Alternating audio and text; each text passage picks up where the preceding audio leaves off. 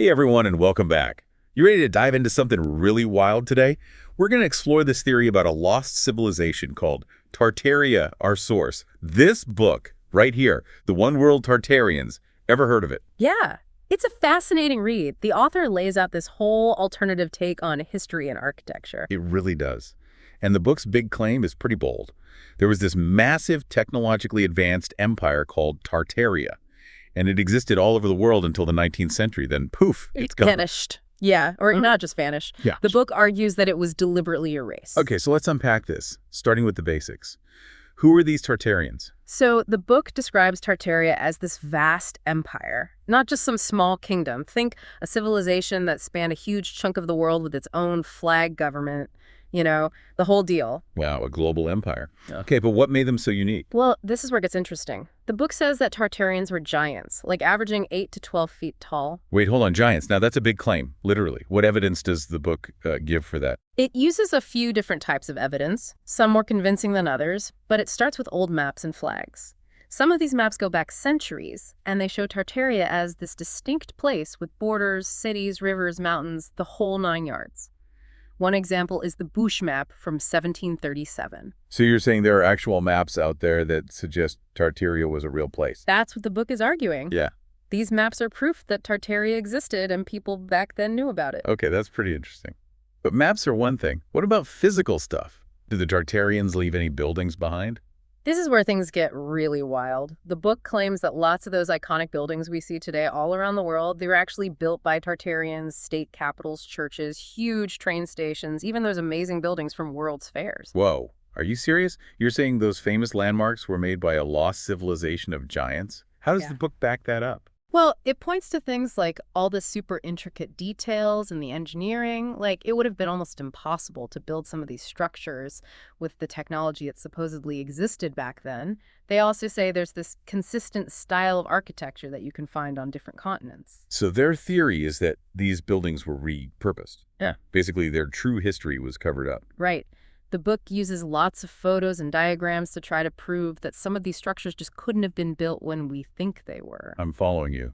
So far, we've got maps and buildings as possible evidence. But if Tartaria was this huge advanced empire, how did it just disappear? What happened? This is where it takes a turn. The book talks about these things called mud floods and liquefaction events. These were massive natural disasters that supposedly changed the face of the earth. Mud floods. I'm not really familiar with that term. What does it mean? Okay, so liquefaction is when the ground basically turns to liquid. It's often caused by earthquakes. The book says that we've had smaller liquefaction events recently, but they're just tiny echoes of this giant cataclysmic event that happened way back when, and it buried whole Tartarian cities under mud. So they're saying that mud buried this whole advanced civilization. Yeah. And that somehow led to them being erased from history. Exactly. They're saying that if these cities were suddenly buried, it would be a lot easier to just pretend they never existed. Okay. This is getting pretty mind-blowing. We've got giants, secret maps, a worldwide mud flood. What else is in this book? Remember when we talked about Tartarian technology being super advanced? Yeah, This is sure. where it gets really interesting. The book suggests that they had figured out how to harness energy from the atmosphere itself. What? Like free energy, pulling electricity out of the air? That's the idea. Yeah. They focus on the use of copper domes on buildings and other types of structures, and they suggest that these weren't just for looks, they were part of this complex energy system. You mean they're saying that buildings weren't just buildings, they were giant power generators? That's wild. But if they were so advanced, wouldn't there be some proof of it left over, besides just guessing? The book claims that there is. They say that some modern buildings might still be using those same principles, even though we don't realize it. Wow. That's amazing to think about. So we might be surrounded by this lost technology without even knowing it. Okay, let's go back to the giants for a sec. What proof does the book have that they existed besides just saying that they were tall? It has a ton of pictures, photos, and drawings of things like giant doorways and furniture that's way too big for normal people. They even have some skeletal remains that suggest there were people much larger than us walking around. So they're saying there's physical proof of giant humans. It sounds like they're building a case, even if it's a little out there. Right. They connect this evidence to this whole theory of a cover-up. They say that evidence of giants has been hidden, destroyed, or changed to hide the truth. And they even linked the Tartarians' disappearance to things like orphan trains and insane asylum. Orphan trains and asylums. How those fit in? They suggest that these institutions were used to control and maybe even eliminate the Tartarian population. Like maybe they were separating children from their families and sending them away on these trains, and something bad might have happened to the people who ended up in asylums. That's a pretty dark thought. Okay, so we've got giants, advanced tech mud floods, a possible cover-up. What else is this book going to throw at us? One of the most interesting parts is that it talks about the work of this Russian scholar named Anatoly Fomenko. He came up with this idea called the new chronology. A Russian scholar and a new timeline for history. It's getting more and more intriguing. Tell me more. What's the new chronology all about? Basically, Fomenko says the timeline we all learn in history class, the one we think is true, it's full of mistakes, repeated stuff, and even things that were totally made up. He says history is actually a lot shorter than we think. So he's saying history isn't that old. Yeah. But how does that fit in with the Tartarian theory? The book uses Fomenko's ideas to back up its claims about Tartaria, for example. It questions those stories we've all heard about famous people and events in history and suggests they might be wrong or even completely fake. You mean like they got the people or the dates mixed up, or you just made stuff up? Yeah, exactly. And if that's true, then maybe the Tartarian Empire existed closer to our time than we've been taught. Oh, I see. So if the timeline was messed with, it would be easier to hide a whole civilization. Precisely. It would be a lot easier to make people forget about them if history itself was manipulated. Wow. This is really making me rethink everything I thought I knew about history. Like, we're talking about questioning the very foundation of what we've learned. But does the book give any specific examples of stuff it says is wrong? Oh, yeah, it does. And one of the biggest ones is its take on the transatlantic slave trade. The book actually claims that this was made up a story that was created to hide the real history of certain groups, specifically Moors and Native Americans. Okay, hold on. They're saying that a major historical event, something that impacted so many people, was basically a lie. What does that have to do with Tartaria? They connect it back to Tartaria by saying that Moors were actually Tartarians and that they were forced to migrate, but not because of slavery as we understand it. Okay, now we're getting into some really controversial territory. Yeah. It's super important to remember that this book is just one perspective. Yeah. And it challenges a lot of what's commonly accepted. Yeah. Our goal here isn't to tell you whether it's right or wrong, but to explore what it says and let you decide for yourself. Exactly. It's all about thinking critically and evaluating the information we're given. This whole Tartarian thing is so captivating. It's like we're getting a glimpse into this secret history that's been hidden from us. I know, right? It really makes you think. And even if you don't believe every single thing the book says, it definitely raises some fascinating questions about how we understand the past. Okay, so we've talked about this lost empire, their crazy technology, the giants, the mud floods, and the idea that someone's trying to cover it all up. What are some of the key takeaways from all of this? What should we be focusing on? I think one of the biggest takeaways is that history might not be as straightforward as we think.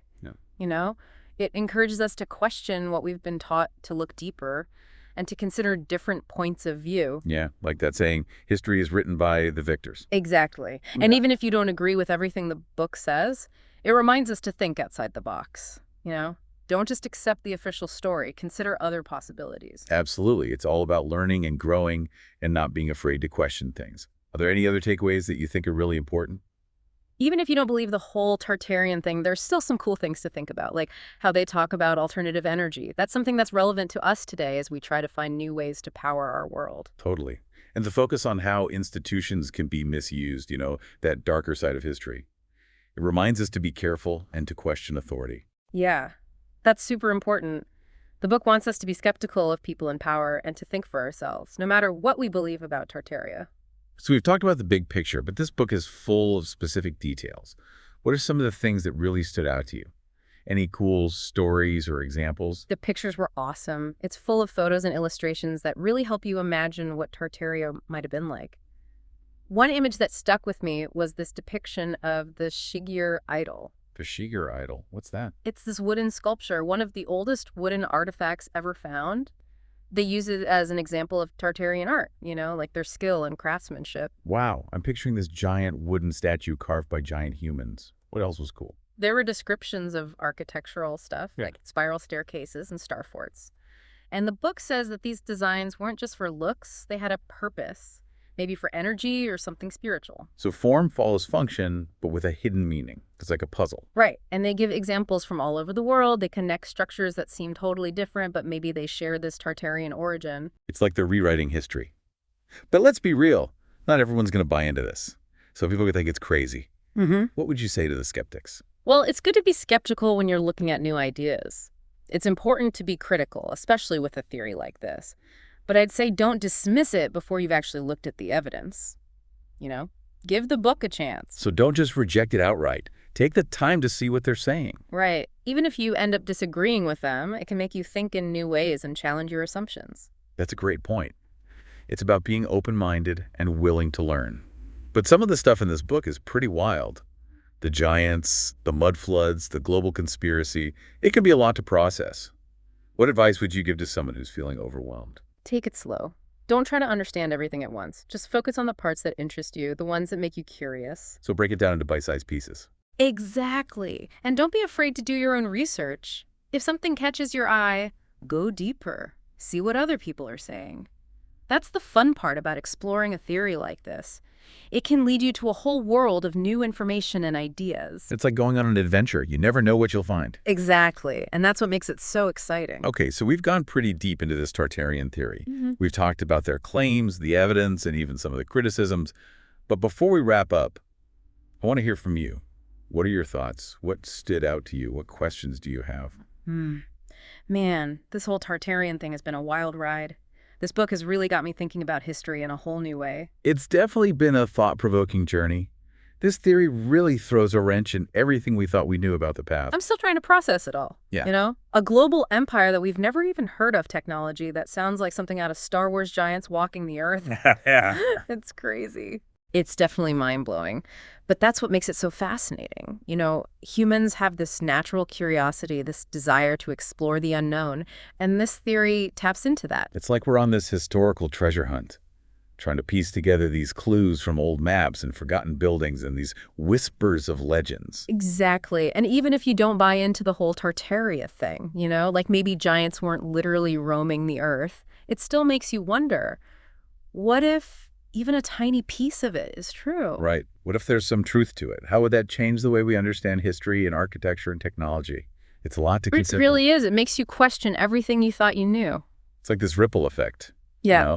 It starts with this one idea and then it spreads out and makes you rethink everything. That's the beauty of exploring these kinds of theories, even the ones that seem out there, It makes us think critically and question the status quo and look at things from different angles. It's like a mental workout for your brain. Totally. And who knows? Maybe by digging into these alternative narratives, we might actually uncover some truths that have been hidden from us all along. So let's say for a second that there's something to this Tartarian theory. What other secrets could be out there, just waiting to be discovered? What should we be looking for?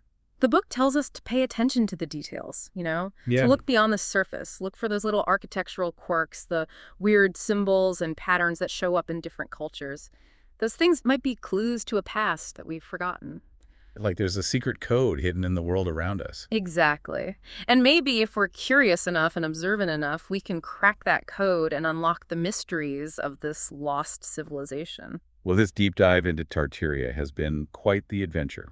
We've explored their claims, looked at the evidence, and even considered some of the criticisms. It's been an amazing journey. And as always, the most important thing is what you, the listener, take away from it. What parts resonated with you? What new questions do you have? What are you going to explore further?